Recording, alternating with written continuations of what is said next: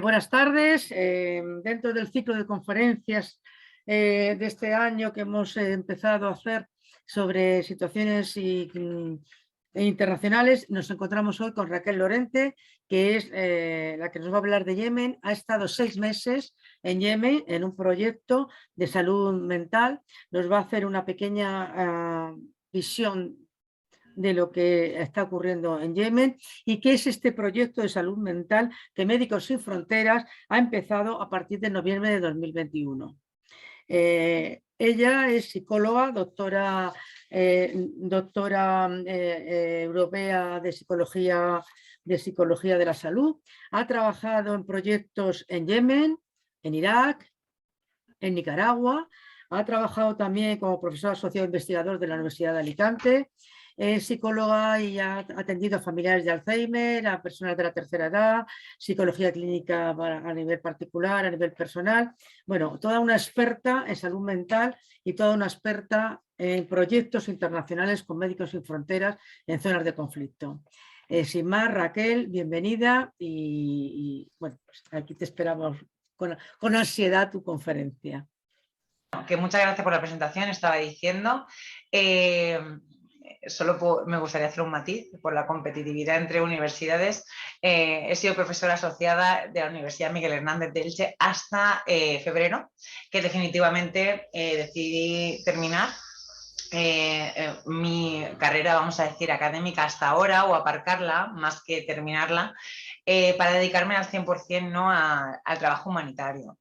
Y yo creo que esta presentación vino un poco a mostraros el cariño y la pasión que siento, ¿no?, por el trabajo que realiza Médicos Sin Fronteras, en este caso, en salud mental particularmente, porque es el proyecto en el que yo he trabajado, pero en cualquier proyecto que desarrollamos, ¿no? Los valores que integra esta organización casan totalmente con mi compromiso con la sociedad y con lo que considero que se debe hacer, que es tratar a todo el mundo sin ningún tipo de discriminación, de manera independiente y neutral, y eso pues me enamoró de la organización, y hoy vengo a hablaros de cómo atendemos la salud mental en la población yemení, en el proyecto concretamente de Haya, que es en el que yo he estado de gestora de actividades de salud mental desde exactamente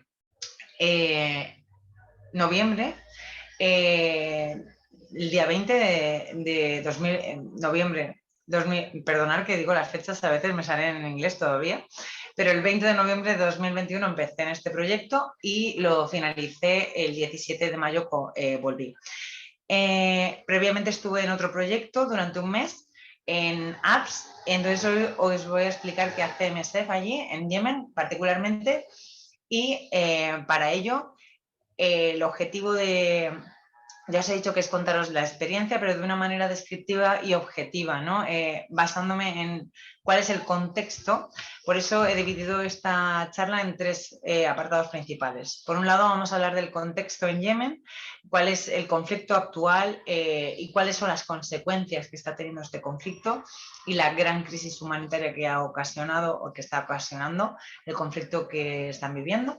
Luego hablaremos de la situación particular de Haya en cuanto a la situación política de allí, cómo se vive en el día a día y lo que encontramos en ese contexto, y cómo afecta a la salud mental de las personas que viven allí, y por qué hemos priorizado, o MSF ha centrado en el proyecto que estamos llevando en Haya, porque nosotros llevamos allí ya años, desde 2015, pero por qué ha querido centrarse en la salud mental, ¿no? Cuáles son las necesidades que se han detectado allí y concretamente qué estamos haciendo, ¿no? ¿Cuál es el proyecto de salud mental que hacemos en Haya? Y todo esto centrando en mi experiencia particular de la gestión que he llevado y he tenido el honor de poder desarrollar allí. Bueno, es verdad que solo tenemos 1 hora, que es más que suficiente para presentar todo lo que me gustaría y lo que he preparado, pero esto no me permite, y por el tipo de ponencia que es unidireccional, y luego vamos a abrir un turno de discusión, preguntas, etcétera, en el que intercambiaremos un diálogo de 1 hora, si tenemos tiempo y todos estáis de acuerdo. pero esto me limita un poco a saber qué conocéis, ¿no? Previamente de Yemen. Entonces me voy a tomar la licencia de poneros en contexto y disculpar si son cosas algunas que ya sabéis. Pero bueno, para ubicaros, Yemen, como veis, se encuentra geográficamente ubicado en la península arábiga, al sur del todo, lindando con Arabia Saudí y Omán. Esta república se creó en 1990 tras la unión de la República Árabe de Yemen, que estaba ubicada al norte, y la República Popular Democrática de Yemen al sur del país. La unificación trajo un tiempo de estabilidad, vamos a decir, política, pero con la primavera árabe en 2011 empezó, y otros tipos de conflictos, porque hubo otra guerra civil o un intento de guerra civil en 1994, pero el contexto de Yemen es complejo en cuanto a que ha abarcado y previamente a crearse la república hay mucha historia detrás de conflictos, ¿no?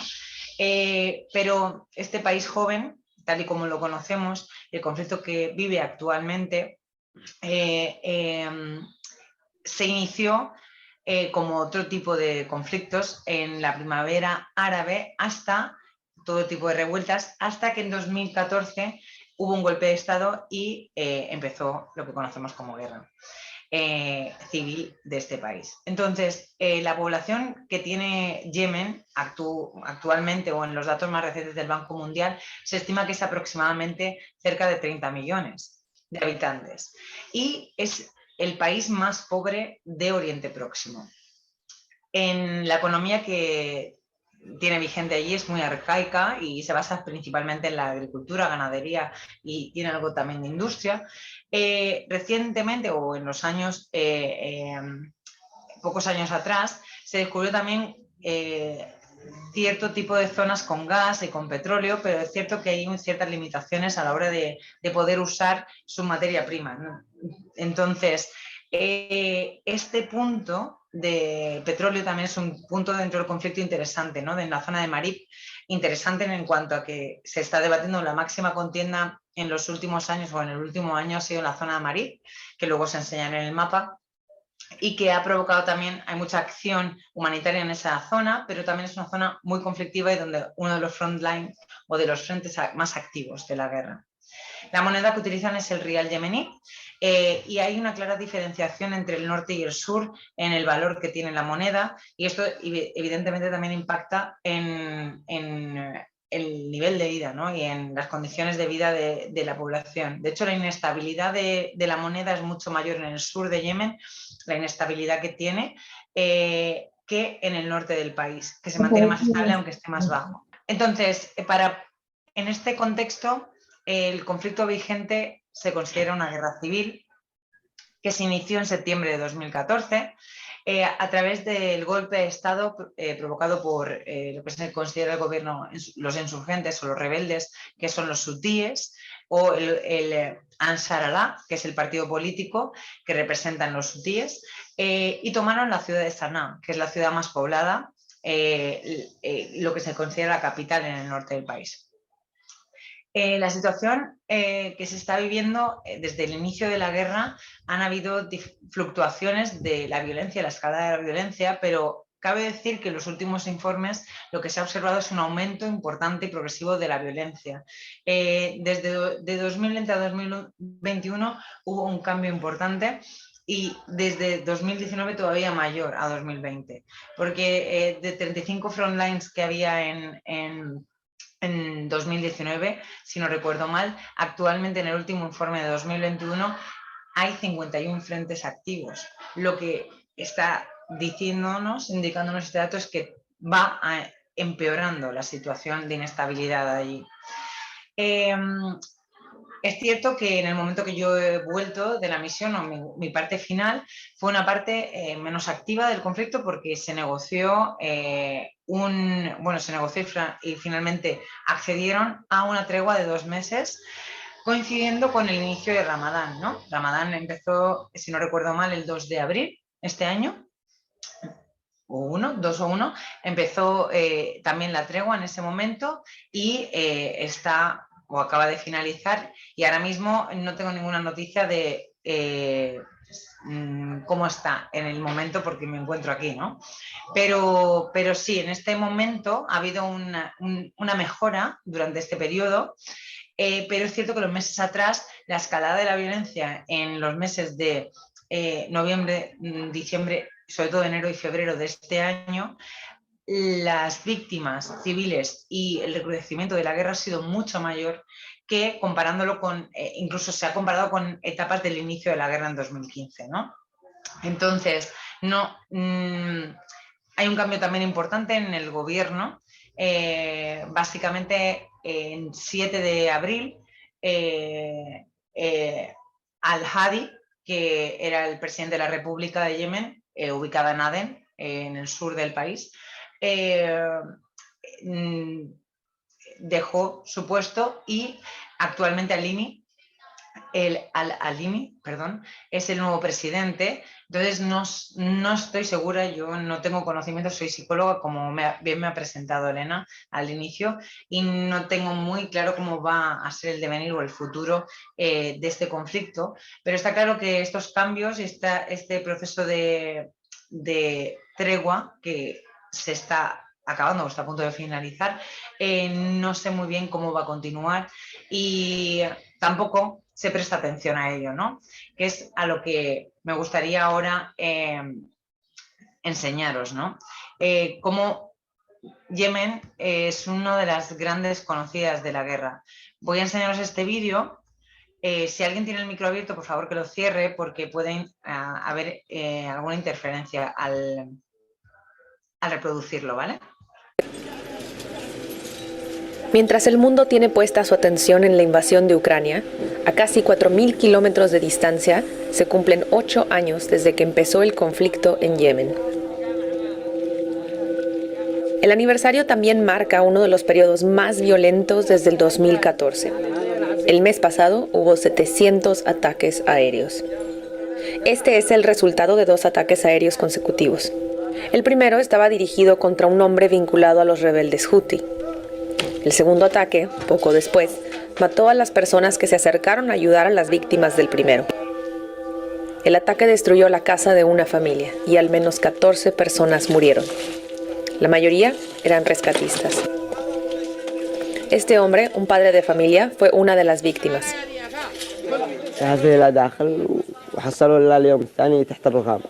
بالنسبة للوالد يعني أنا عمي ما خلانا نشوفه ولا خالي قالوا بعد تغير نظرتنا إليه أكيد والله ترك فراغ كبير كبير كبير جدا يعني جريمة ما يستكت عليها والله.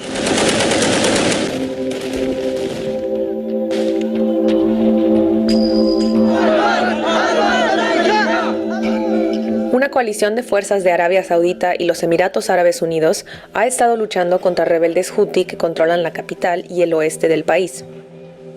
Los Houthi cuentan con el apoyo de Irán. 2 ataques seguidos, como los de esta ocasión, se conocen como un golpe de doble toque.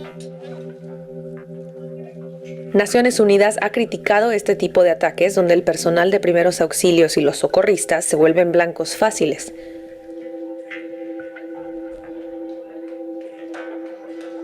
La coalición dijo que buscaban golpear campamentos Houthi en la capital y que el ataque fue en represalia por un ataque con drones que se llevó a cabo en los Emiratos, similar al que se muestra en estos videos de propaganda.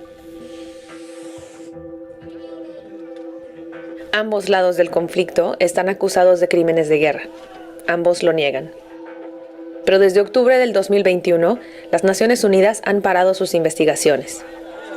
That was a very dangerous message to all parties to the conflict, that they have impunity and they will not be held accountable and they can go with not caring going on in their violations in the ground. أرسل لهم رسالة أنهم إذا يعني صامدين إذا ما وقفوا الحرب كل واحد من جهته. والله هذه الجرائم ما حدا يسكت عليها يعني. Es por ataques como este que en Yemen se está viviendo una de las peores crisis humanitarias del mundo.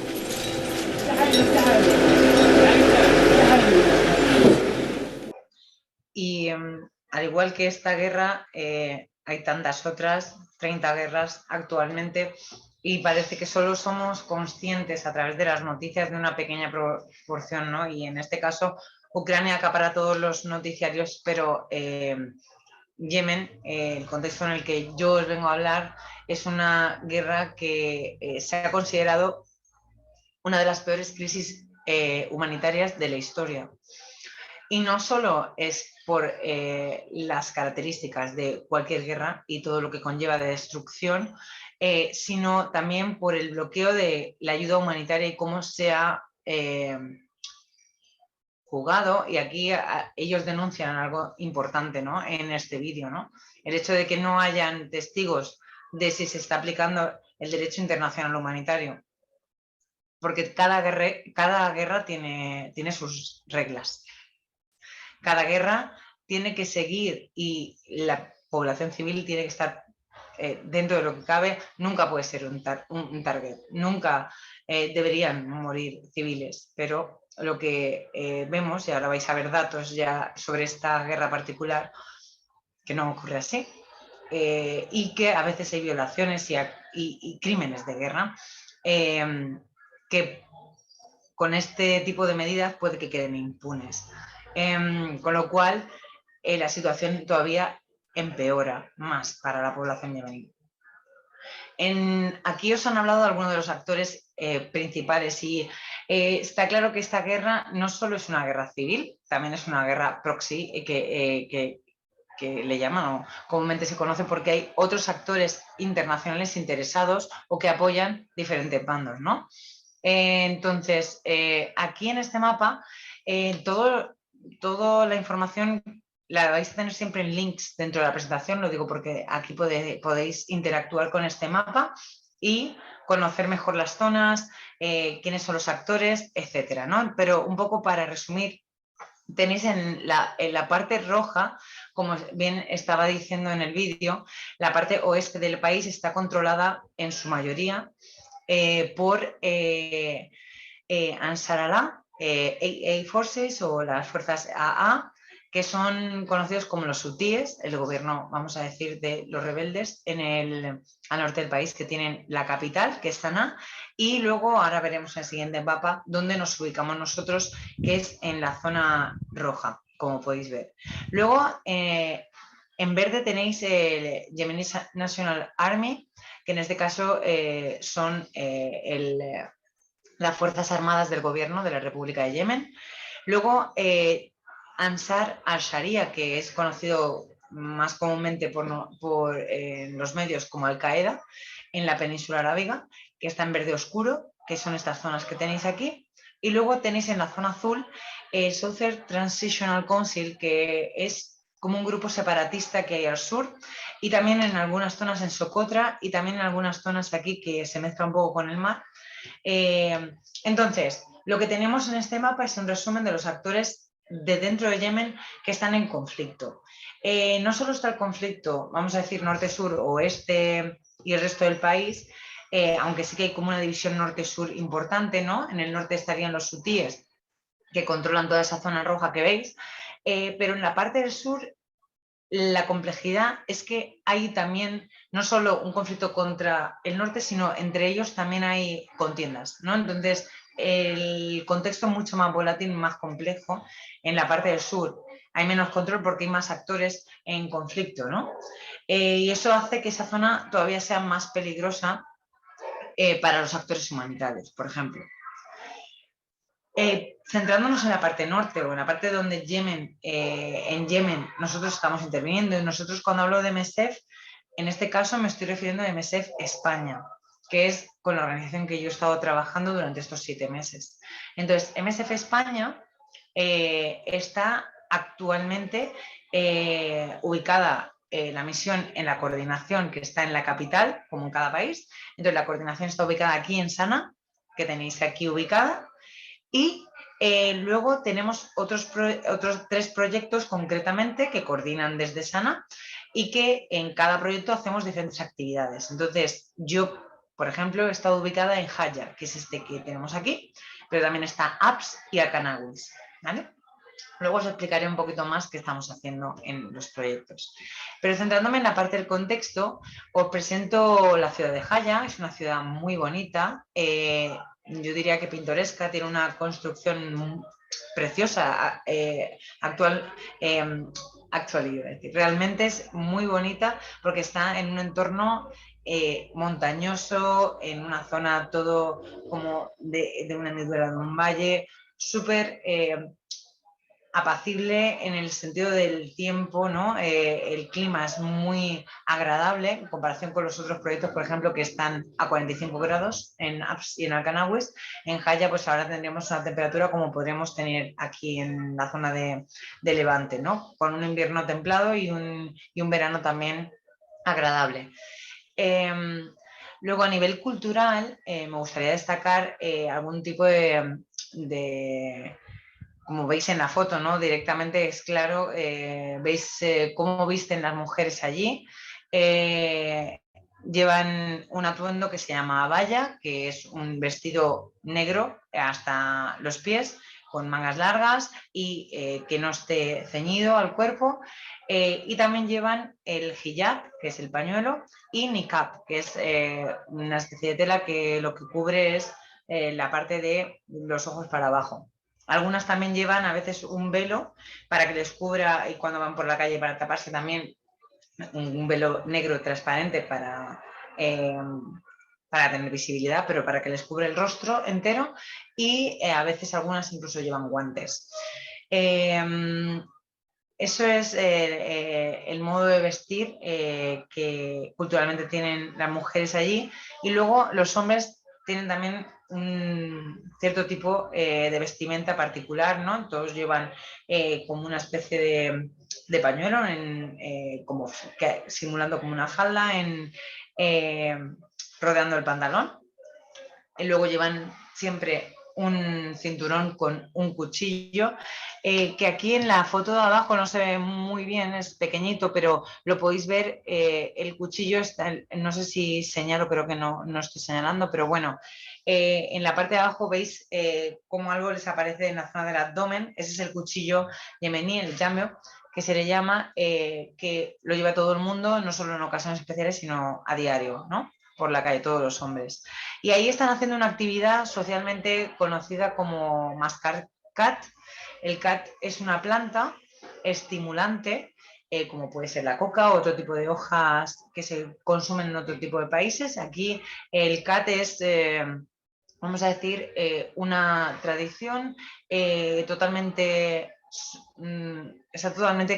extendido a toda la sociedad yemení. Las mujeres también consumen cat, pero en privado, pero a nivel público todas las personas, todos los hombres consumen cat, o la gran mayoría, y es común a partir de la hora de la comida, a partir de la 1, empezar a mascar cat y ver grupos de hombres, aparte de mercados solo específicos de cat, para comprar la planta, en la que se ponen a mascar y van haciendo una bola y la acumulan aquí, no solo se masca, no se traga, entonces van haciendo unas bolas así grandes, acumulándolas en la boca. Y bueno, el consumo de cat al final es algo socialmente, como ya he dicho, extendido, pero que también afecta a la vida social y a lo que es la salud también de las personas, aunque está claro que es algo totalmente aceptado y es un hábito que todo el mundo hace y que de hecho incluso a veces en ciertas posiciones políticas incluso tienes que hacerlo porque los tratos se cierran a lo mejor mascando cat, etcétera. Implica también mucho tiempo de la vida social, ¿no? Y es algo que impacta a título particular y a casi todo el mundo que conozco, ¿no? Expatriado allí, es algo que a nosotros, a todos nos choca, pero igual que puede chocar aquí ver los bares llenos de gente tomando cerveza, ¿no? Entonces, hay choques culturales y esto es una pequeña presentación de cosas que a lo mejor pueden llamar la atención allí. Es cierto que por las limitaciones de tiempo no podemos extendernos mucho más en esta parte, pero quería que tuvieseis un poco una una foto un poquito específica de lo que es la vida social y lo que nos podemos encontrar por la calle, ¿no? Cuando vamos transitando por allí de camino a trabajar, por ejemplo. Después de presentaros esta parte de contexto descriptivo, me gustaría hablar ya un poco más de datos que ha provocado la guerra, ¿no? Hay dos publicaciones recientes de abril, mitad de abril y final de abril, que son The 2022 Yemen Humanitarian Needs Overview, que es un estudio que se ha hecho de las necesidades detectadas en la población yemení. Actualmente se hizo en 2021 para sacar conclusiones sobre las necesidades en las que hay que priorizar. De ahí se elaboró Humanitarian Response, que engloba diferentes actores importantes a nivel internacional en el sector humanitario. A partir de este han desarrollado también un plan de acción, ¿no? Otra publicación que se centra en, vale, estas son las necesidades, pues ahora, ¿cuál es el plan a seguir, ¿no? Para 2022? Entonces, me gustaría destacar estos datos porque, ¿os acordáis? Os he dicho que 30 millones, casi 30 millones de habitantes tiene Yemen, de los cuales se dice en este informe que 23,4 millones están en situación de necesidad, y de los cuales 22% de esta cantidad son mujeres, 55% niños y 15% personas con algún tipo de discapacidad. De toda esta cantidad de personas, al menos casi la mitad, más de la mitad, están en situación de extrema necesidad, y se estima que en 2022 al menos 19 millones van a necesitar alimentación, 7 millones de ellos de extrema necesidad a nivel alimenticio. Casi todos, o sea, casi 2 millones necesitarán apoyo para acceder a los servicios de salud críticos, y 17,8 millones necesitarán ayuda para acceder a aguas y saneamiento. De todos estos grupos, está claro que los más vulnerables son las personas desplazadas internamente, que son 4 millones en Yemen. Niños, personas mayores, personas con discapacidad, personas con enfermedades crónicas, personas con enfermedad mental, ¿no? O problemas psicológicos. En 2021 solo se estima que los actores humanitarios ayudaron de media a 11 millones de personas al mes.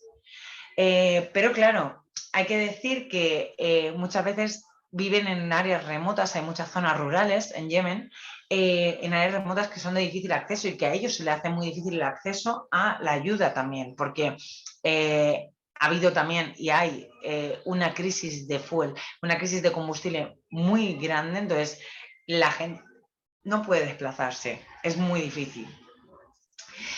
Y no solo están las propias dificultades del contexto de guerra, sino aparte los trámites burocráticos y el control que ciertas autoridades realizan para que pueda llegar la ayuda humanitaria. Hay una organización en particular que se encarga en Yemen de controlar y de organizar lo que es el acceso de los actores y de, pues por ejemplo, si yo tengo que ir a Yemen o tengo que volver, tengo que pasar, tienen que validar esta organización para que se pueda iniciar el trámite de mi visado, ¿no? No solo ellos, también, no solo está esta organización, también está conocida como la Scancha, también está el Ministerio de Salud, también está la Seguridad Nacional.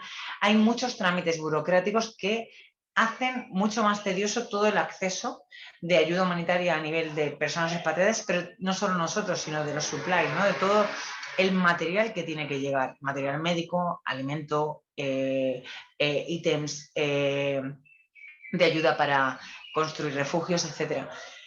Todo eso cuesta tanto de llegar, y ha habido mucho bloqueo de los accesos por mar, bloqueando todas esas llegadas, los cargos de material, que todo eso hace mucho más complejo que la ayuda humanitaria se pueda consumar, ¿no? O realizar. Todo esto, ¿qué hace? Crear la peor o una de las peores crisis humanitarias que se recuerdan.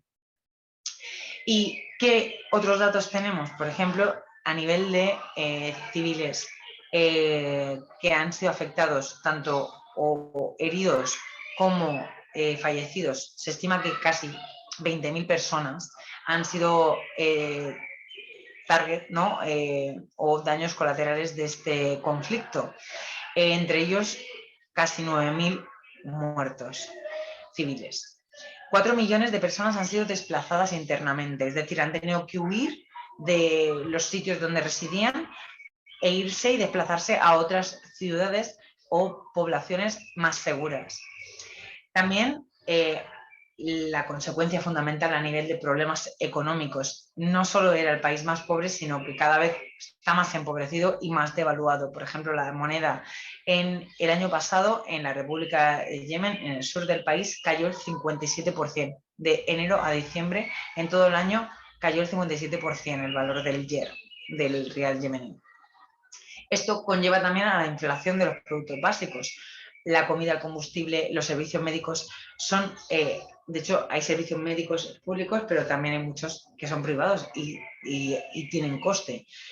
El coste de la comida allí es bastante caro. A mí se me hacía caro comparándolo y pensando en la población que estaba. Y yo pensaba, pero ¿cómo puede la gente? Pues no pueden llegar, necesitan ayuda, ¿no? Para poder satisfacer sus necesidades más básicas. Y el tema del combustible estuvo a $2 y actualmente no sé exactamente el precio de que tiene el litro de fuel allí, pero la crisis que ha habido en los meses de enero y febrero y marzo, fundamentalmente, que yo recuerde, han sido de las peores que se han recordado allí. Esta crisis de combustible sobre todo ha afectado a las zonas del oeste y norte gobernadas por el partido de Ansar Allah y también a nivel económico algo que a mí me llamó mucho la atención, pero que es la congelación de los salarios públicos, ¿no? Entonces, para que os hagáis una idea, la gente que está trabajando en salud pública, los médicos, toda la gente, el personal sanitario, no cobra desde hace por lo menos 4 años. No tienen ningún tipo de ingreso por parte del gobierno. Eso en la zona en la que yo estaba. Entonces, también la ayuda humanitaria y que hagamos y seleccionemos y demos trabajo allí es un gran alivio para ellos, ¿no? A nivel económico. Y esto se le suma a todo este contexto de guerra y todas las consecuencias que tiene la guerra en sí, otro tipo de problemas que han habido. No podemos obviar que ha habido que allí hay zonas en las que se inundan en la época de lluvias que ahora ha empezado a partir de marzo. Hay épocas, por ejemplo, donde yo estoy, donde he estado en Jaya, ha habido inundaciones graves en otros años. El año pasado, sin ir más lejos, hubo una inundación bastante grave en la que fallecieron personas que también afectan a todo, al cultivo, que hacen más problemática la vida. También hemos pasado una pandemia, que es cierto que en el norte se ha ignorado o no se le ha dado la importancia a la COVID. En el sur sí que ha habido contabilización de casos, pero no había recursos suficientes para saber el impacto que ha tenido la COVID allí. Pero la COVID ha llegado y ha habido, de hecho yo la pasé allí en febrero. Pero bueno, ¿esto qué ha generado? Inseguridad alimentaria, como habéis visto, epidemias, por ejemplo, cólera, con las inundaciones y con la situación que se ha dado allí, se vivió una de las peores crisis de cólera también que se recuerdan. Violencia, tanto sufrirla como verla y observarla, millones de personas desplazadas, heridas y muertas, pérdida de bienes materiales y estatus económico de la población, estrés intrafamiliar, porque todas esas condiciones lo que generan es mucha presión en las familias. Es una sociedad colectivista, por lo tanto, hay familias que viven con otras familias y que son núcleos familiares muy grandes, con lo cual situaciones en las que se hace insostenible mantener a tanta gente y que incrementan la tensión intrafamiliar y, por lo tanto, la violencia doméstica, que hay mucha. Esto provoca también mucho estrés en el sistema sanitario y educativo de allí y, por lo tanto, también una destrucción del tejido social y de lo que sostiene, ¿no?, a una sociedad colectivista como la que es. Y se desarrollan muchos más mecanismos de afrontamiento negativos que provocan mayor vulnerabilidad.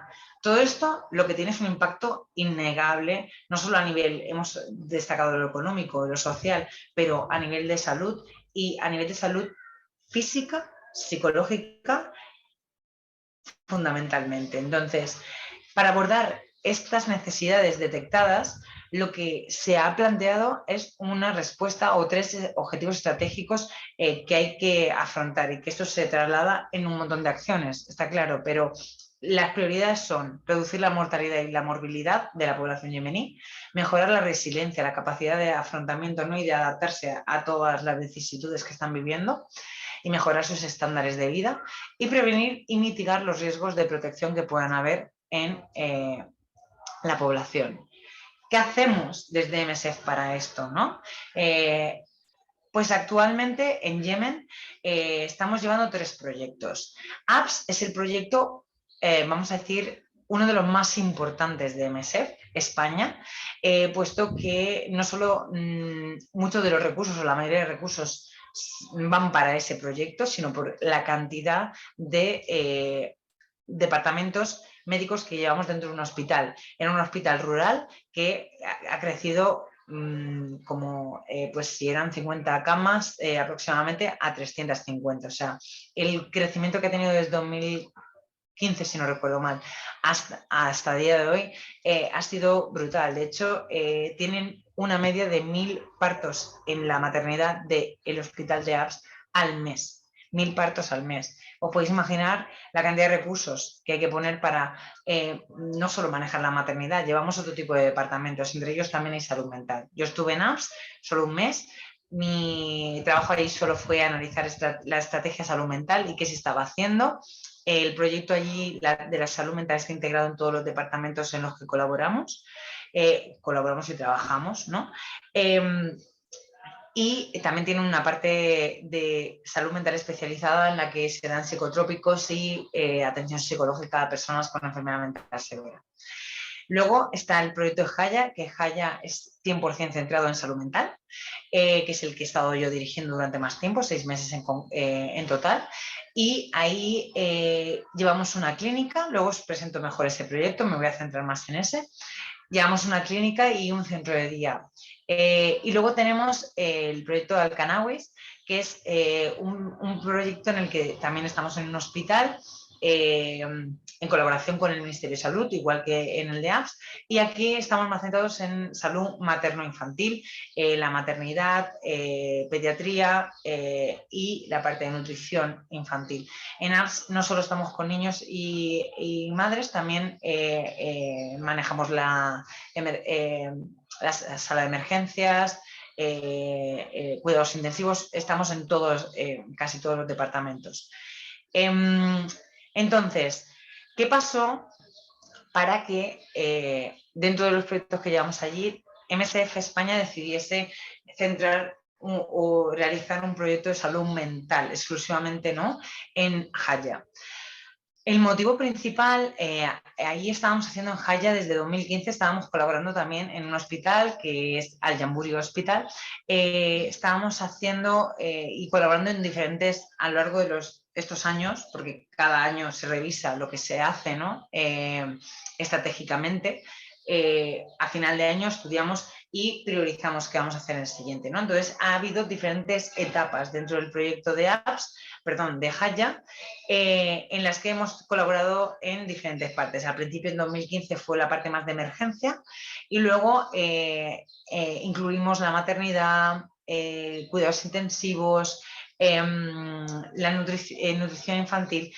Todo eso en 2016-2017. Luego, con la COVID, reorientamos nuestras actividades, y ayudamos en el cribaje de pacientes, en el aislamiento de pacientes, etc. Y a finales de 2020 es cuando se decide, por la cantidad de gente que estaba recurriendo a nuestro servicio o que tenía necesidades de salud mental, y esa queja era algo, y no solo se daba en la cantidad de gente que nos hacía interconsulta, ¿no? Para que visitásemos a personas con problemas de enfermedad mental, sino que también en Haya no había ningún actor que se encargase de intervenir en la salud mental, ¿no? Y no había ningún tratamiento especializado, ¿no?, en salud mental. Entonces, varios factores influyeron, ¿no?, en esa toma de decisiones, y se determinó que en junio de 2021 se iba a empezar a centrar el proyecto exclusivamente solo en salud mental. Por lo tanto, tuvimos 6 meses de transición para dar el testigo, el relevo al Ministerio de Salud para continuar las actividades y centrarnos nosotros solo en la parte de salud mental. Ahí es cuando empezó este proyecto del que yo os voy a hablar ahora un poquito más en detalle, pero me gustaría, antes de explicaros las actividades que desarrollamos allí, me gustaría destacar también algunas características de la salud mental, ¿no?, en la población yemení o en la sociedad yemení. Y hay variaciones, no puedo hacer generalizaciones, yo hablo más de los contextos que he conocido en APS y en Haya. Entonces, la salud mental es algo que ya nos ocurre aquí, ¿no?, en países, vamos a decir, más desarrollados o con un nivel de educación más elevado. Tenemos que hablar que en Yemen se estima que el 50% de la población no es literada, ¿no? Es iliterada. Entonces, aquí, que tenemos, vamos a decir, casi el 100% de la población está educada, todavía hay mucho estigma asociado a la salud mental, pues os podéis imaginar en qué contexto, ¿no?, al contexto que nos estábamos enfrentando allí en cuanto a estigmatización. Entonces, no estaban aceptados la salud mental, entonces fue un gran logro que aceptasen nuestro proyecto las autoridades. Ellos están muy a favor de la medicación, del tratamiento psiquiátrico. De hecho, no hay ningún tipo de control a la hora de comprar psicotrópicos en la farmacia sin ningún tipo de prescripción médica. Algo que hace altamente problemático el consumo de psicotrópicos y que luego no haya un buen efecto terapéutico, que eso es otro problema de los que nos hemos encontrado manejando la clínica, ¿no? Pero a nivel de cultura y de cómo entienden la salud mental, es un tema tabú, es un tema que se esconde, es un tema del que no se habla abiertamente. De hecho, la terapia psicológica se considera que no es algo muy útil. Hay que psicoeducarles para que entiendan la utilidad que tiene la terapia en sí. La terapia de hablar, ¿no?, que se le dice. Perdonad. Y algo que me llamó mucho la atención son las creencias que tienen asociadas a la enfermedad mental, ¿no? El por qué se produce. En áreas rurales se considera que la enfermedad mental puede estar producida por un geni o un genio, un espíritu, como un espíritu maligno que te invade el cuerpo. Y hay diferencias de género en esto, porque el espíritu que posee a una mujer es un hombre el que la posee, y el espíritu que posee a un hombre es una mujer. Entonces, por cultura, el hombre en Yemen puede tener más de un matrimonio, la mujer solo tiene un marido y es fiel a él, ¿no? Entonces, si es el espíritu femenino el que invade el cuerpo del hombre, se va a quedar ahí para siempre. Pero en el cuerpo femenino, esa invasión del espíritu masculino puede hacer que si alguien va a ayudar a esta mujer, ese espíritu, si es otra mujer más aún, salte y te invada a ti, ¿no? Es decir, que es como una especie de contagio de la enfermedad mental. ¿Qué va a hacer esto? Pues dos cosas. El rol de la mujer ya es difícil en ese contexto, y ya hay una discriminación por el tipo de sociedad que se ha creado allí. Pues la mujer con enfermedad mental tiene una doble discriminación. No solo por ser mujer, sino porque encima ser mujer con este tipo de ideas hace que se le niegue la ayuda a esta mujer. De hecho, uno de los riesgos es que las puedan abandonar en centros de salud, en centros de instituciones sanitarias o de salud mental, en psiquiátricos, y que luego la familia no se haga cargo. o directamente que no les hagan caso si tienen problemas de salud mental. Y esto yo creo que se traduce en la cantidad de gente o de mujeres que venían a nuestro servicio, que era bastante menos que de hombres, cosa totalmente diferente a lo que yo me he encontrado en otros proyectos, donde las mujeres y los niños son los que más acuden a los servicios de salud mental. Aquí, no, casi el 60% de la población que atendíamos eran hombres. Y no solo hombres, o sea, algo alarmante era la cantidad de problemas severos de salud mental. Estamos hablando de trastornos psicóticos, del espectro, ¿no? De la psicosis, que entrarían las, por ejemplo, esquizofrenias. Casi el 70% de pacientes que recibíamos en la clínica tenían este perfil, o sea, eran personas que necesitaban cuidados especializados, psicólogo y psiquiatra. Importante. Bueno, y la gente que no acude a nuestro servicio o a un servicio de salud mental, que no los hay, porque hay una escasez de servicios de este tipo como el que nosotros ofrecemos. De hecho, se estima que hay 40 psiquiatras en todo el país. No hay unidades especializadas de ingresos si hay personas con agitación o en una situación severa que requiera hospitalización. Y no hay atención a la salud mental en los centros de atención primaria. Entonces, ¿qué pasa? La gente acude, y también por las creencias que tiene, a los tratamientos tradicionales que son basados en lectura del Corán a la persona. Y bueno, y a veces incluso aplican electroshocks sin ningún tipo, o sea, con temas rudimentarios, no electroshock como terapia electroconvulsiva, sino electroshocks hechos caseros dentro de esas terapias. Entonces, hay gente que sufre mucho daño por tener una enfermedad mental. El grupo de trabajo que hay de salud mental y atención psicosocial ha propuesto 4 prioridades, ¿no?, en el plan de acción de 2022. Y ellas se centran en proveer servicios a la comunidad, que ahora os voy a explicar a qué se refieren, capacitar a los colaboradores, centrándose, por ejemplo, en las poblaciones que están en primera línea, personal sanitario, personal que está en educación, en toda la gente que está relacionada con la gente que pueda ser más vulnerable, entrenarles para que puedan atender a la salud mental de las personas, mapear qué servicios existen de salud mental y atención psicosocial y apoyo psicosocial, y esto lo he puesto en inglés, y los caminos o las vías de referir pacientes que podemos utilizar. Entonces, ya centrándome exclusivamente en el trabajo realizado en MSF con salud mental.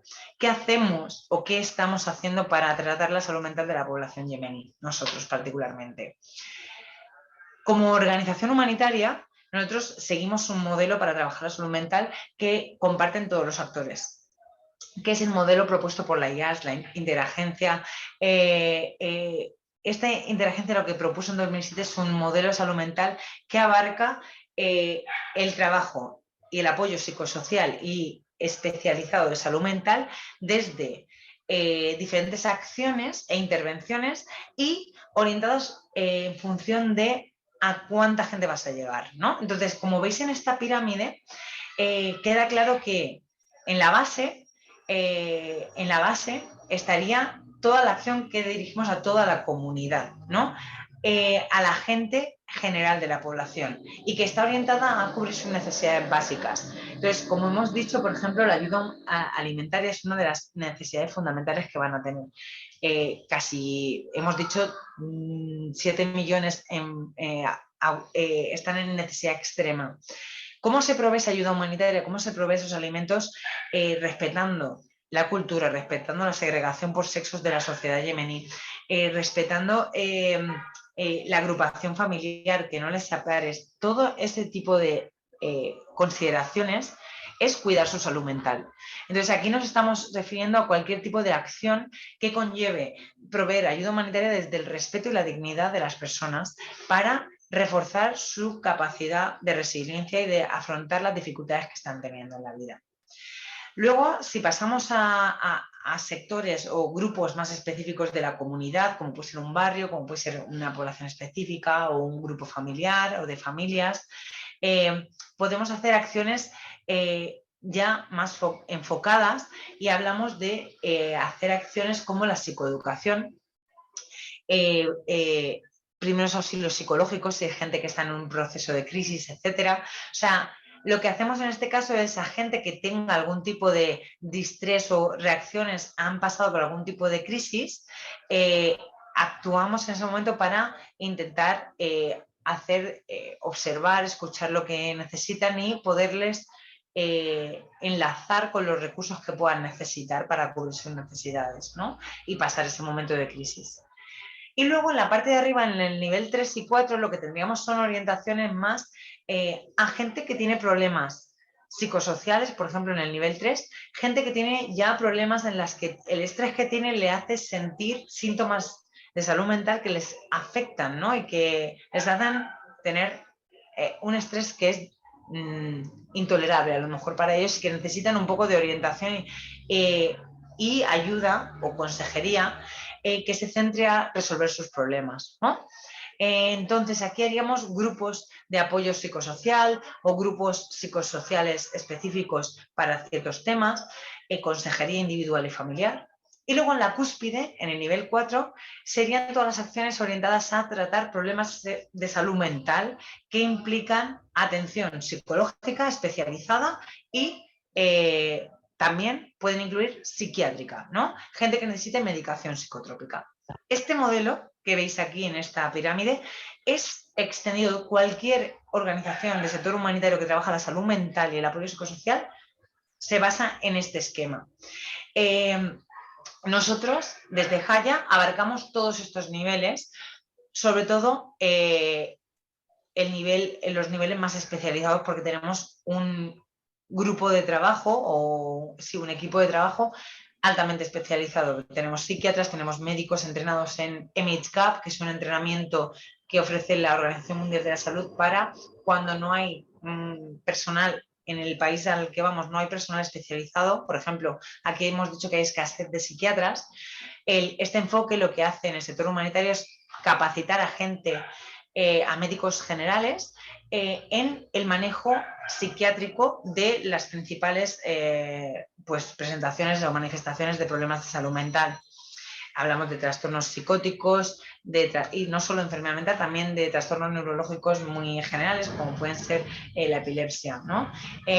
Nosotros en este caso solo atendíamos salud mental y principalmente esquizofrenia, depresión, ansiedad y sí, trastornos de estado del ánimo, bipolar y depresión, y ansiedad, sí, era lo que más trabajábamos.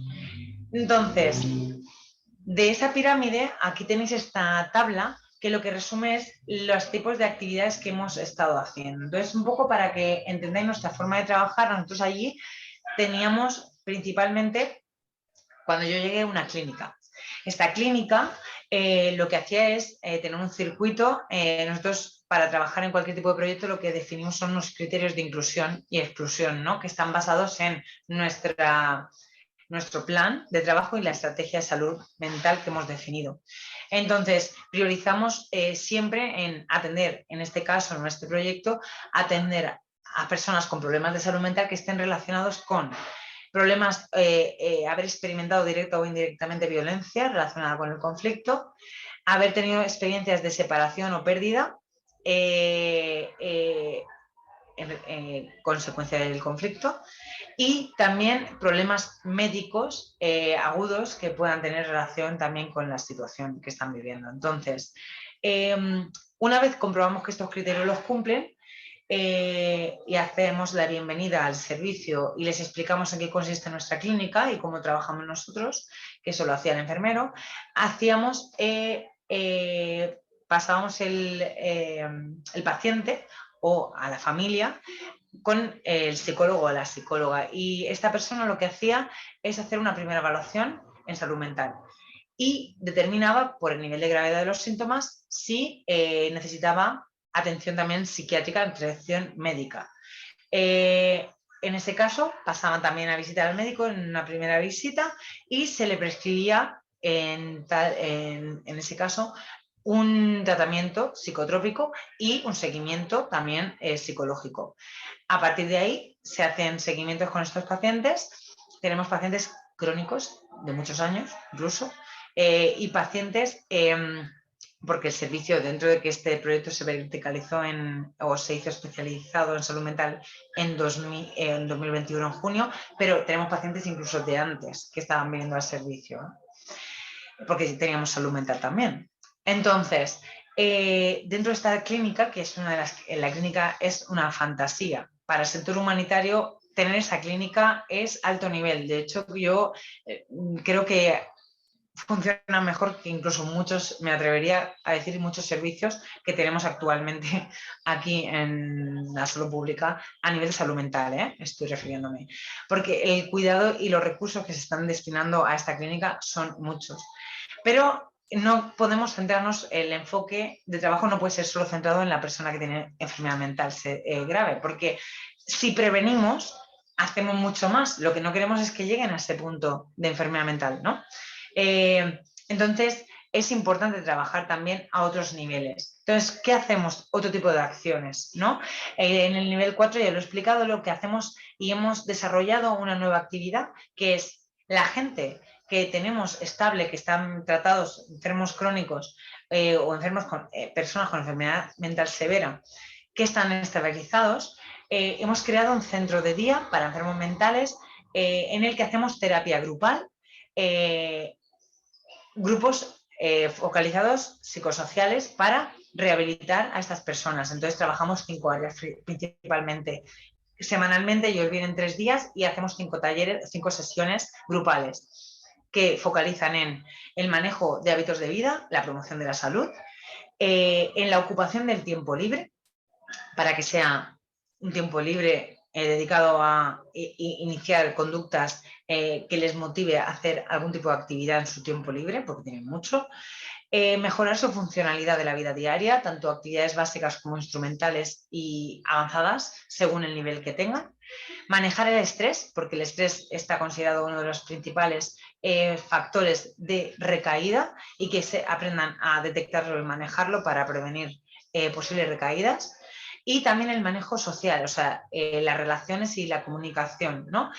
Cómo fomentar sus habilidades sociales para que puedan estar más integrados, no solo con su familia, sino también en la sociedad. Estas 5 áreas de intervención se trabajan en un formato de intervención de 3 meses intensivo, en el que estamos haciendo el primer piloto, empezamos en abril. Y yo tuve el honor y el privilegio de ser una de las personas que ha participado en el diseño y la implementación de esta experiencia piloto, que es, yo creo, la única que se ha hecho hasta ahora de un centro de día en el sector humanitario. Y tengo el orgullo de decir esto y que es MSF España la que lo ha iniciado y que espero que se pueda seguir desarrollando y generalizando en otros contextos. Eso como una gran innovación que hemos hecho en este proyecto. Luego tendríamos también dentro de este nivel consultas que pueden ser de sesión única, porque a lo mejor es gente que viene, tiene una necesidad, pero no es gente que podamos hacer un seguimiento.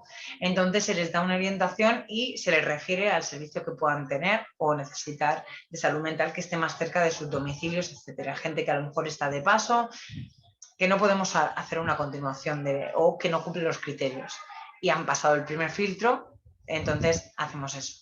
También hacemos consejerías individuales con psicólogos, ¿no? Para cuando son problemas psicosociales más sencillos, orientaciones familiares para personas que tengan algún tipo de problema. Y luego hacemos sesiones de psicoeducación. Psicoeducación que hacemos en grupos en diferentes salas, en las salas de espera del hospital, en las plantas de pacientes, etcétera. Y si hay gente que está en crisis o que necesita algún tipo de ayuda mayor, porque ha pasado algo, estamos dentro de un hospital, entonces es bastante habitual que haya algún tipo de crisis pues, por la pérdida, imaginaos, ¿no? De una mujer que ha perdido el bebé, ¿no? en el parto, en el alumbramiento. Entonces, a lo mejor la matrona puede requerir nuestro servicio para que hagamos una intervención en crisis en ese momento, y lo que haríamos es primeros auxilios psicológicos, que a veces ocurre y nos llaman, entonces el psicólogo va a atender a esta persona. Y luego, para finalizar, en la parte más básica a nivel de comunidad, nosotros no hacemos intervención en la comunidad porque no podemos hacer, ir a la calle, vamos a decir, trabajamos dentro del hospital, pero sí que lo que podemos hacer y estamos haciendo es, la gente de nuestro servicio, los pacientes que atendemos, los podemos conectar con otros servicios. Es decir, cuando tenemos un paciente con enfermedad mental que estamos atendiendo y necesita algún tipo de ayuda financiera o tiene algún otro tipo de problema en su vida, ¿no? A nivel de protección, de recursos financieros, que le puedan limitar el hecho de continuar su tratamiento psicológico con nosotros, tenemos una trabajadora social que lo que hace es tener un mapping de todos los actores que hay en Haya que puedan ayudar a la persona para hacer ella de puente y unir y buscar ayudas para estas personas. Y esto en sí sería todas las acciones y actividades que estamos haciendo en el proyecto de salud mental de Haya. No sé si he ido muy rápido, yo no sé si he corrido mucho, pero he querido ajustarme al tiempo, entonces solo quiero ofreceros uno de los inicios de amanecer que yo he disfrutado mucho desde la azotea de la casa donde vivíamos. Teníamos este privilegio de tener estas vistas y os quiero regalar ese amanecer y bueno, una foto mía en la oficina. Normalmente llevaba mascarilla, pero ese día no había pacientes y era un día extra, que estábamos ahí en horario fuera de la rutina habitual, que fue en mi final, de los últimos días de la misión allí. Y nada, y solo quiero agradecer vuestra atención. Espero que os haya atraído la temática y os haya gustado conocer la acción que está desarrollando MSF España en Haya, en este proyecto particular de salud mental. Y nada, y daros las gracias también de parte de mi equipo de allí, porque seguro que estarían encantados de saber que estamos haciendo esta difusión, ¿no? En nuestro país, aquí en España. Y nada, ahora quedo abierta a cualquier pregunta que me queráis realizar o cualquier tema que haya quedado poco claro y que queráis que maticemos. Así que nada, muchas gracias. Voy a dejar de compartir la pantalla. Muy bien. Pues Raquel, muchísimas gracias por esta conferencia y yo creo que es bueno saber situarlo en el contexto. Creo que ha sido una exposición muy clara del contexto, de la situación social y del proyecto que hacéis vosotros, ¿no? Ahora, bueno, pues pasamos a hacer las preguntas que queráis, al debate, y cuando queráis preguntar, abrís vuestro micrófono y yo ponéis la manita que está aquí arriba, en donde pone reacciones, pone levantar mano, levantáis la mano y yo voy dando la palabra. Amelia, te toca. Amalia, perdón, te toca. Sí, hola Raquel, gracias por tantísima información, que verdaderamente es un trabajo ímprobo lo que estáis haciendo, enhorabuena. Cuando hablas del estrés intrafamiliar y la violencia de género, ¿te refieres a la violencia, doméstica, te refieres más a la violencia de género? Sí, particularmente, bueno, violencia de diferente tipo, ¿no? Pero lo que más vemos o quejas hay en mujeres que atendemos, que son pocas, ya os he dicho que dificulta mucho ser mujer el hecho de acceder, ¿no? Aparte, yo no he contado una cosa del contexto y es que allí necesitan cuidadores, o sea, las mujeres no pueden ir solas a los servicios, tienen que ir siempre con algún cuidador, con alguna persona que se encarga de ellas. Entonces eso limita mucho el acceso que podamos tener, pero de las experiencias y las mujeres que recibimos al servicio, sí que hay mucha violencia doméstica intrafamiliar y podemos definirlo como violencia de género, sí.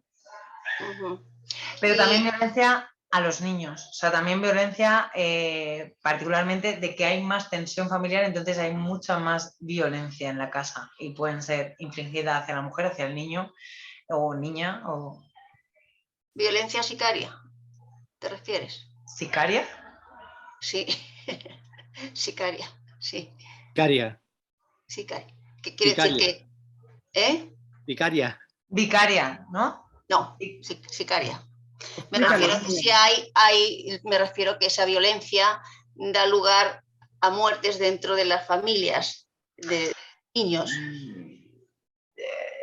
Pues no quiero meterme en temas que no manejo. Quiero decir, que no te puedo decir, no he visto, o sea, dentro de la experiencia que yo tengo, no tengo ninguna... hay gente que ha perdido familiares, pero no hemos entrado en detalles si se le ha matado el tío o el primo, pero sí, evidentemente sí que escuchamos algún tipo de historia así, pero no sé los datos, entonces no te quiero decir, hacer afirmaciones de ese tipo.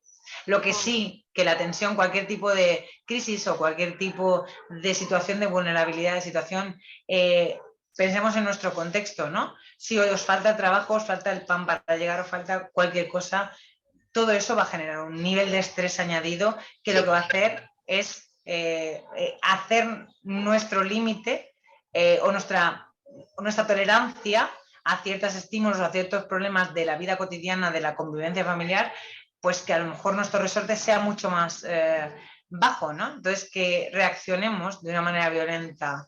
Y aparte, pues si la violencia en un contexto en el que las armas están totalmente accesibles, todo el mundo va, hasta los niños de 2 años ya llevan un cuchillito, ¿vale? Todo el mundo, todos los niños, por ejemplo, los viernes, que es el domingo de allí, van con su traje tradicional, con su especie de túnica blanca, con su cinturón y su jambio y con un cuchillo de verdad.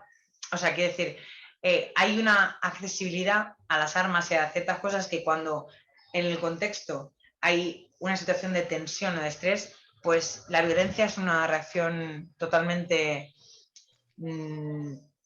entendible dentro de situaciones tan complejas, ¿no? Y tan estresantes. Pero todo esto te lo comento porque normalmente en las guerras siempre son las mujeres y los niños los peores, los que más sufren, ¿no?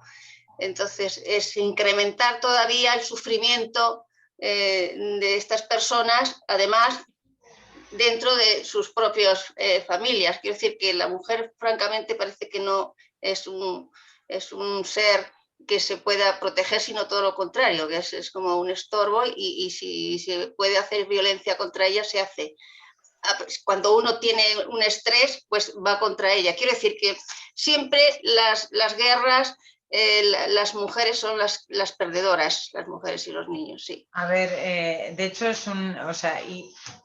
es una de las herramientas, o vamos a decir, Claro. de las armas de guerra, la violencia sexual es una de las armas de guerra, pero por ejemplo, en cualquier guerra, la violencia sexual es parte de hacer daño a la otra parte. Y encima, culturalmente, si alguien que ha sido asaltada sexualmente ya está estigmatizada normalmente, hay ciertas culturas que no toleran de ningún modo que una mujer sea tocada por otra persona, entonces aparte son repudiadas por su propio grupo, o sea, no solo son dañadas por el otro, sino que luego... Entonces, es cierto que la violencia sexual en contextos humanitarios es algo que se aborda y que se trabaja en la mayoría de proyectos y no puedes... no puedes no trabajar ese componente. Y la particularidad, por ejemplo, el contexto de Yemen, yo no he hablado de violencia sexual no porque no se dé, sino porque no se denuncia.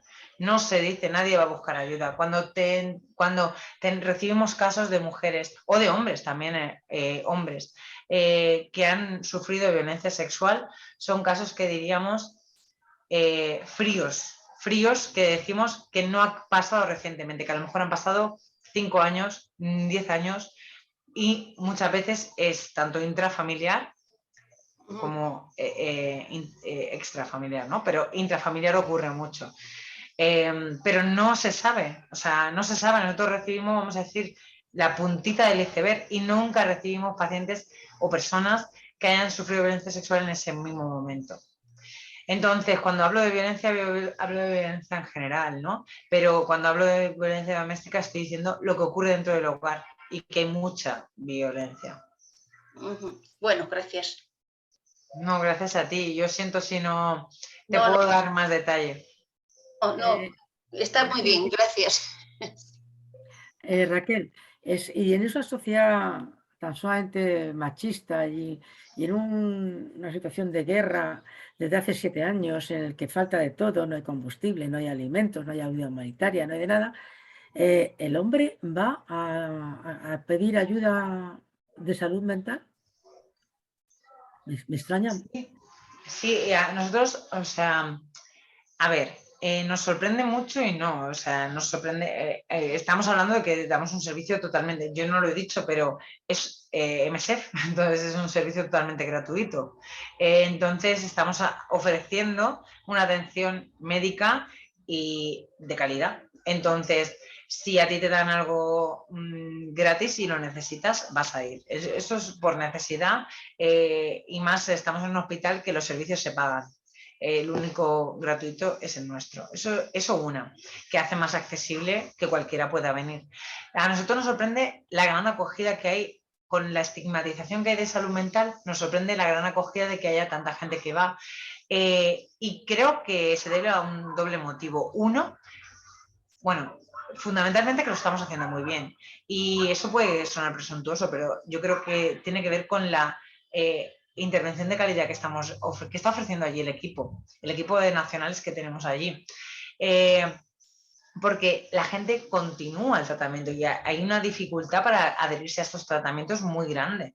Entonces, un dato importante, yo no os he puesto datos del proyecto en sí porque mis últimas estadísticas que yo podía tener eran un poquito pasaditas, ¿no? de los últimos informes que hice, pero por poneros el último dato de mayo, que no lo tengo. Pero un dato que a mí me sorprendía mucho era, nosotros hacemos diferentes reportes, ¿no? Para ver para diferentes indicadores, ¿no? Para ver cómo vamos cumpliendo. Una de las cosas que nos llama la atención es de dónde viene, o sea, cómo se enteran de nuestro servicio, ¿no? ¿Por qué vienen, no? Y la mayoría, casi alrededor del 80%, es porque se lo recomienda un familiar o un amigo, porque lo conocen porque alguien les ha dicho de ir. Entonces, eso quiere decir que ya son pacientes que están dándoles la información a otros. Entonces, se sienten a gusto en el servicio y hay un boca a boca. Contamos con algo fundamental, es una sociedad colectivista, una sociedad en la que la palabra y la comunidad tiene mucha fuerza. Entonces, si alguien de la comunidad ya te acepta, el resto es más fácil que te acepte. Y ese trabajo, por eso nosotros desde MSF, en cualquier proyecto tenemos algo claro y es que la comunidad tiene que acceder y para acceder nosotros tenemos que entender lo que necesita la comunidad. En este caso, lo sorprendente es que nosotros no hacemos ningún trabajo comunitario a través de, por ejemplo, trabajadores comunitarios que van a diferentes sitios, por ejemplo, a la mezquita, a una escuela, a un grupo social, como puede ser una asociación como la vuestra, imaginaros, ¿no? Normalmente esos trabajadores lo que hacen es presentar nuestros servicios para darles acceso a que la comunidad y también hacemos como grupos focales, etcétera, para entender qué necesitan. Pero aquí estaba claro que la necesidad estaba porque estábamos en un hospital en el que no paraban de venir casos que necesitaban tratamiento. Entonces, tratamiento especializado. Por eso lo de centrarnos en esta especialización y crear este servicio. Entonces, es gente que ha estado en tratamientos muchas veces y no pueden tener una continuidad porque no tienen dinero, porque no tienen forma de acceder al servicio, porque no existe el servicio, básicamente. Entonces, se agarran como un clavo ardiendo. Es normal. O sea, quiero decir, no hay un único factor, Elena. Hay muchos factores que están interviniendo en esta aceptación del servicio y que vengan tantos hombres. Los hombres, ¿por qué? Porque también hay mucha gente y muchos hombres que han perdido todo el estatus. Ellos son cabeza de familia, no tienen trabajo, se tienen que ir al frente. Mucha gente ha estado muy afectada, ¿no? Yo os he contado, estamos en una sociedad en Hadja súper conservadora, muy conservadora, en la que los hombres tienen o sea, en la sociedad yemení en general, pero en particular tienen que llevar las riendas de la casa, tienen que llevarlo todo. Entonces, si un hombre no está funcionando bien, primero no se casa, que hay que casarse, o sea, eso es fundamental. O sea, todos los hombres se tienen que casar, necesitan una mujer. Un hombre con enfermedad mental no va a conseguir una mujer. Eso para los jóvenes. Los que ya son cabeza de familia tienen que llevar la familia hacia adelante. Entonces, todo el mundo va a intentar que esa persona se estabilice y se mejore. Entonces, mucha gente va a preocuparse por ese hombre para que esté bien. la familia va a hacer algo para que ese hombre esté bien. En las mujeres no pasa tanto. Entonces, por eso tenemos menos cantidad de mujeres, que es lo particular de este proyecto, porque en la mayoría son mujeres las que van. Muchas gracias, Raquel. Vicente. Buenas tardes, Raquel. Muchas gracias por tu exposición y reconocimiento a la generosidad que tenéis, no solo tú, sino todos los miembros de Médicos Sin Fronteras, igual que otras ONG que estáis ahí haciendo una labor increíble. Yo, más que dos preguntas, tengo dos curiosidades. La primera es que supongo que ninguno de los que os dedicáis a esta labor conocéis el yemení, es decir, el idioma propio de allí. Entonces, en una especialidad como esta psicológica, en el que el hablar con el paciente y llegar a entender qué es lo que le pasa es fundamental, ¿tenéis traductores o cómo lo hacéis? Y mi segunda curiosidad, ya dejo, es que supongo, también dada el tipo de sociedades que nos has descrito y que más o menos conocemos, me gustaría saber si a lo largo de vuestra experiencia ha aflorado algún problema de homosexualidad que hayáis podido detectar o calibrar. Muchas gracias. Gracias, en primer lugar, gracias Vicente por el comentario y por la parte que me toca como representante de MSF, por el agradecimiento y tus palabras de reconocimiento hacia nosotros y nuestra labor. En cuanto a las dos cuestiones, en la primera sí, siempre trabajamos con medical intérpretes, con traductores médicos especializados en el contexto en el que trabajamos. Entonces nosotros teníamos una traductora en salud mental que tenía especialización en salud mental para poder traducir. Cabe decir, y es importante, en mi caso, yo soy psicóloga, pero yo no he intervenido, no intervengo. Cuando yo voy como gestora de actividades de salud mental, entonces voy como manager, vamos a decir, voy como jefa de la actividad. Entonces lo que me dedico es a coordinar el equipo. Ahí hay un equipo de salud mental nacional. Entonces, evidentemente, yo necesito al intérprete para relacionarme con el equipo. Pero la persona que trabaja con el paciente es de allí. Es una persona nacional que tiene un diálogo directamente en el mismo idioma, en este caso el árabe, y con su particularidad en Yemen pues tendrán como unas palabras, en cada país árabe o de lengua árabe, tienen sus particularidades, ¿no? Entonces pueden tener problemas incluso en zonas, ¿no? La gente de Taif, por ejemplo, tiene acentos distintos como nos pasa aquí, en el sur de Madrid, etcétera, ¿no? Cada uno tiene su acento y eso lo notan. Pero allí todo el staff que tiene y que trabaja con pacientes es nacional. Entonces, en caso que yo tuviese que trabajar o algún expatriado tuviese que trabajar directamente con el paciente, el intérprete está siempre contigo también para hacer de traductor. Entonces, siempre hay un intérprete. A nivel de la segunda cuestión, pero es una pregunta que has hecho, es muy pertinente y muy interesante la parte de la interpretación, porque es súper, y más en salud mental, porque es que es muy difícil, ¿no?, el poder acceder, y por eso tiene que ser personal nacional. Y allí contratamos gente nacional, en todos los proyectos trabajamos con gente de allí.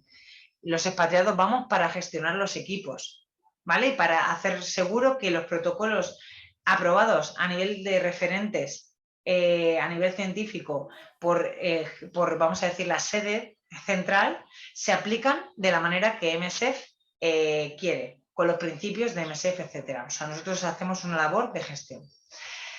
Siguiente pregunta, a nivel de homosexualidad, yo no sé si te referías a que haya habido algún problema. Me gustaría que me aclarases si te refieres a si hemos detectado en pacientes ese tipo de problemática y cómo les ha afectado, o te refieres más al personal expatriado que va allí. ¿Me podrías matizar, Vicente? No, yo digo que en una sociedad como la yemení, donde evidentemente la homosexualidad no está reconocida ni admitida, y supongo que es un estigma que si alguien lo tiene, pues lo va a pasar muy mal, digo que eso crea inevitablemente problemas mentales. Entonces, si a lo largo de los tratamientos que habéis hecho, habéis detectado, ha aflorado algún problema de ese tipo, habéis detectado gente que efectivamente vive esa problemática. Pues yo creo que está tan estigmatizado que no es algo ni que lleguen a reconocer.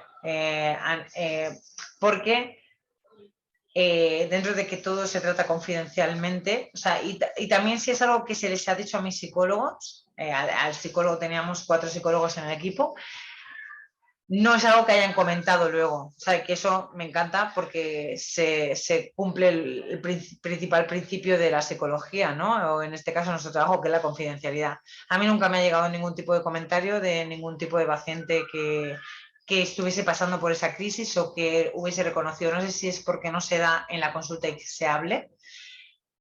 Es el espacio para poder hablarlo, ¿no? O sea, decir, si ese sufrimiento está, pero está claro que no está reconocido y que es algo que totalmente es un tema tabú y que si hay alguien, por ejemplo, incluso nosotros, expatriados que vamos allí, nunca vamos a dar ese tipo de datos personales de nuestra vida, porque pueden también limitar nuestra aceptación allí.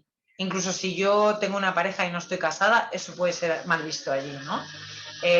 Entonces, no se trata de disfrazar la realidad, o sea, bueno, sí, en parte se trata un poco de disfrazar nuestra propia realidad porque nosotros allí no vamos a título personal, vamos a representar una organización y vamos a hacer un trabajo que lo que importa es el servicio a la población que está allí, respetando la cultura y las características particulares del contexto al que vamos. Si queremos reducir la morbilidad y la mortalidad de la gente a la que vamos, muchas veces tenemos que quitarnos todo el aprendizaje y cosas previas que tenemos nuestras, porque no vamos a título de Raquel persona, Raquel persona individual. Yo voy a título de gestora de actividad de salud mental, MSF, ¿no? Entonces, toda mi parte de feminismo, de ideas previas que yo tengo que paralizarlas un poco para poder adaptarme de la mejor manera a ese contexto y hacer mi trabajo, ¿no? Y centrarme en la actividad, no en estas cuestiones sociales y culturales que no puedo negar que afectan, que a la larga van afectando. A mí me cambió muchas cosas de mi estructura mental que me siguen, que sigo siendo consciente de que están ahí, ¿no? No sé si he respondido a tu pregunta, Vicente, espero que sí. Gabriel, cuando puedas. Buenas tardes y muchísimas gracias por tu intervención, ha sido excelente. Bueno, en línea de lo que nos contabas, a mí me gustaría saber si en los estudios, considerando el posible conocimiento que se tenga del espectro de enfermedad mental, el particular de esta zona del Yemen, es en diferencia de formas significativas de otras áreas de la Tierra que estén, digamos, en estado de guerra o, digamos, no hay tanta diferencia. Sí, súper interesante lo que comentas y de hecho me encantaría poder seguir en Yemen, no porque no esté a gusto en España, sino porque ahora mismo se va a hacer un estudio justamente epidemiológico en Yemen de la prevalencia de los trastornos que estamos tratando.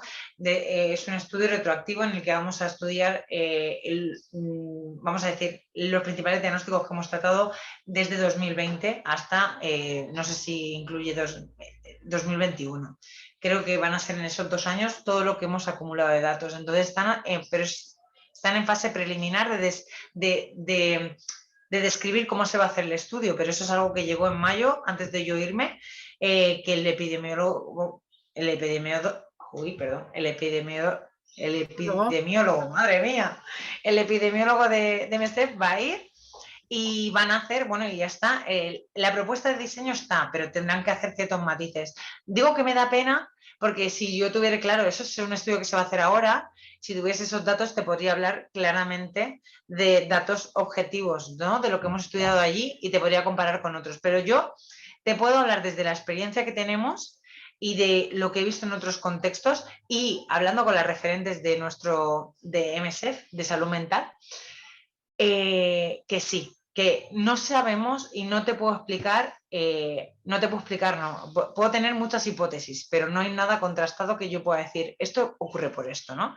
Pero que la cantidad de personas que recibimos en el servicio con enfermedad mental severa es muy alarmante, porque yo no os he hablado de proporciones, o sea, vamos a decir de prevalencia general, pero un poco para que os hagáis una idea, en la población general, no en contextos humanitarios, un 1-2% de la población, ¿no? 1 o 2 de cada 100 pueden tener una enfermedad severa, ¿no? Y lo que se espera, se estima que en contextos humanitarios haya como un 5%, que pueda incrementar hasta un 5% por las situaciones que se dan. En los trastornos moderados o más medios, vamos a decir, depresión moderada, o sea, pero no hablamos de trastornos severos, ansiedad, etcétera, puede estar en una morbilidad, normalmente, una prevalencia en población general del 10%. Pues allí puede incrementarse hasta el 15 o 20%. Estamos hablando que se espera que el 25% de la población en contextos humanitarios tenga necesidades específicas y especiales de salud mental, ¿vale? Vale, pero esa proporción que teníamos está claro que en nuestra clínica no tenemos una representación de la población general, tenemos una representación de la población que tiene enfermedad, ¿no? O que tiene problemas psicosociales. Pero si te pones a mirar la gente que acudía a nuestro servicio, que podríamos tener consultas al mes en los últimos meses que yo he estado, 400, 350 consultas mensuales, es un montón. Los pacientes que teníamos, bueno, no voy a hablar por consultas, voy a hablar por pacientes nuevos. Normalmente tenemos como una media de unos 50 pacientes al mes nuevos que vienen.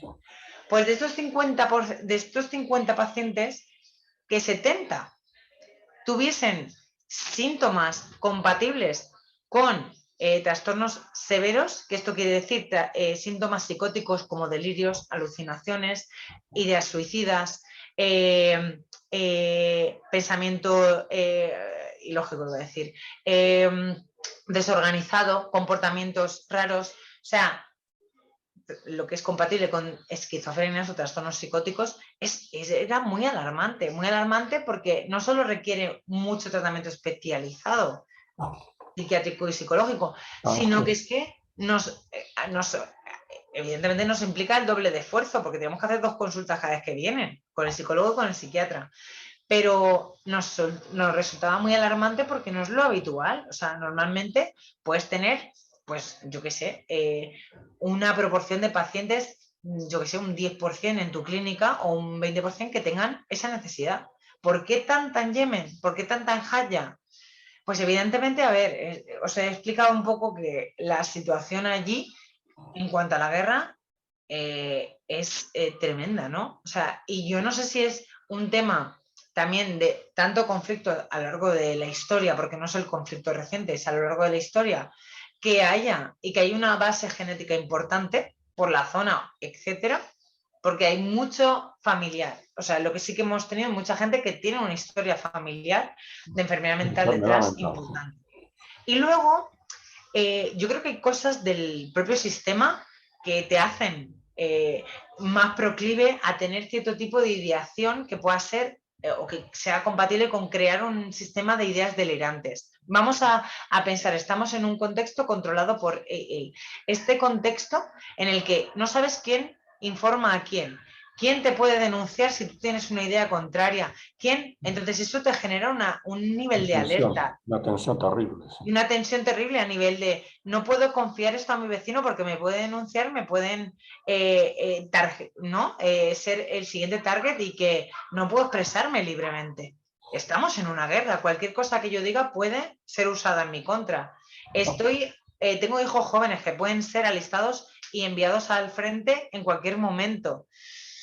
No sé, o sea, el sistema te puede hacer brotar y encima, si es una sociedad vamos a decir comunitaria en la que la comunidad tiene un peso importante y el tejido social se va rompiendo porque se generan estas divisiones, ¿no? Ya por temas políticos, pero también por pérdidas, gente que se ha muerto, se ha desplazado, etcétera.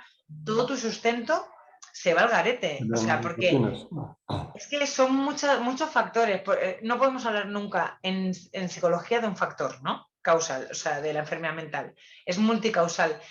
Y yo aquí estoy dando como unas pinceladas de lo que yo creo en base a mi experiencia acumulada, no personal, sino de estudios y de conocimiento de lo que provoca o puede estar en la base del desarrollo de una enfermedad mental.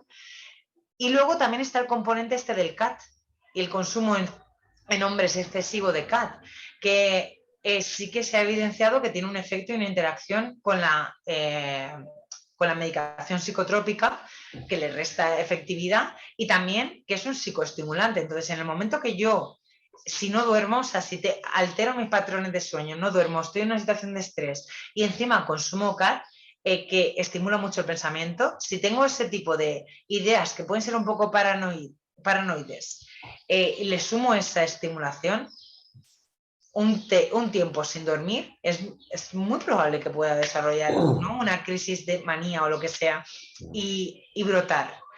Entonces, no sé, que es un contexto muy, muy particular. Entonces, claro que hay muchas limitaciones para poder estudiar esto, que sería muy interesante a nivel de entender la causalidad, ¿no?, o los factores relacionados con la enfermedad mental en ese contexto. A mí me encantará saberlo dentro de unos años, ¿verdad? Porque sí, es apasionante. Totalmente de acuerdo. Muy apasionante y mucha pena, y yo me fui, te lo juro, porque, a ver, yo tengo esta rama también previa académica investigadora, entonces en el momento que ofrecieron que iban a hacer ese estudio fue como en plan, ¿y yo me voy ahora? Me dio pena por tener, no sé, participar en este estudio, me hubiese gustado también mucho. Y me ha encantado también trasladaros esta parte que no estaba en la presentación, pero que es interesante. Muy bien. Muchísimas gracias. Gracias, Gabriel. Amalia. Bueno, solamente tengo que corregir antes mi pregunta, porque cuando lo he dicho, lo de sicario, estaba pensando en un caso de un asesinato de una violencia de género, donde el marido había enviado a alguien a matar a su mujer, que al final lo hizo, ¿no? Entonces, donde dije sicario, quería decir verdaderamente Eloy, gracias, quería decir vicario. Claro, cuando hablamos de vicario, cualquier comportamiento o cualquier tipo de violencia vicaria es algo que haces por imitación. O sea, el aprendizaje vicario tiene que ver con eso, con el condicionamiento que está modelado. O sea, que usas un modelo, o sea, evidentemente, si tú tienes un patrón en tu familia, un modelo de violencia, tu padre está infringiendo continuamente violencia contra tu madre, contra tu hija, contra todos.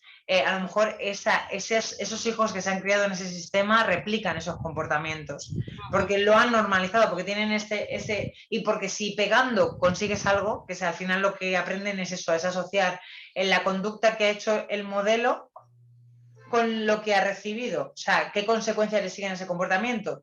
Si usando la violencia consigo lo que quiero y tengo una autoridad y todo el mundo hace lo que yo quiero, pues aprendo que eso me lleva a conseguir lo que yo necesito. Entonces replico ese modelo de comportamiento. Eso es en lo que se basa el modelado, ¿no?, que es un tipo de aprendizaje.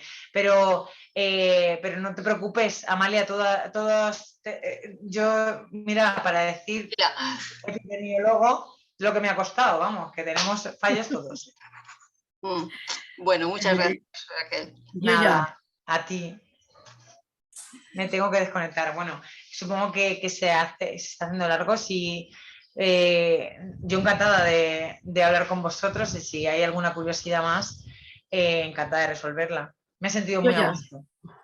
Lo único, te deseo de verdad que podáis avanzar mucho, mucho, mucho en esta labor que estáis haciendo, tan necesaria, tan necesaria.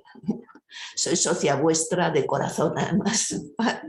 Muchas gracias, de verdad, porque de hecho una de las cosas fundamentales de nuestra organización es la gente como tú, Gloria, es decir, que la gente que confía, o sea, que confía, y a mí no sé por qué, pero de verdad que MSF me ha hecho conocer el sector humanitario. Me encanta la organización, y la parte fundamental de los principios que tiene es la independencia, ¿no? Y la independencia no es posible si no es con donadores. O sea, con gente particular o gente anónima o no anónima, pero vamos, gente individual que juntos hacemos algo colectivo, un movimiento colectivo súper importante. Y lo que nos garantiza la independencia porque no recibimos fondos públicos de gobiernos. Y así nos podemos ir a cualquier sitio y que todas las partes sepan que realmente somos independientes, por lo tanto se garantiza nuestra neutralidad y eso es algo fundamental para nuestra organización, así que muchas gracias. Pues Raquel, gracias otra vez, ha sido una conferencia estupenda y esperamos que para el próximo curso podamos contar con otra conferencia de Médicos Sin Fronteras. Pues seguro que será posible y con más contextos y nueva información. Así que nada, muy bien. Muchas gracias. Pues, muchas gracias a ti otra vez. Y buenas Gracias. noches y buen fin de semana. Gracias y un abrazo a todos. Gracias. Nada, Un abrazo. adiós. Hasta luego. Gracias.